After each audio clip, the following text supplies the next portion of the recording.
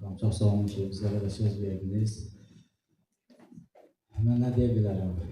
Şəhidlərimiz həmişə yüksək zirvələrdə olub və olacaq da, heç vaxt unudulmayacaq.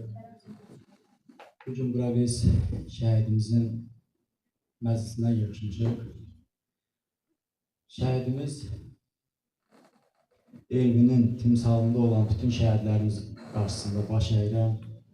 Var olsun Cənab Prezidentimiz, Ali Başkomandanımız, qalib sərkərdəmiz İlham Əliyev hər bir gənci öz ətrafında dəmir yumruq olaraq sıxıb birləşdirdi və 30 il həsrətində qaldığımız erməni işğalı altında olan torpaqlarımızı 30 ildən sonra azad etdik.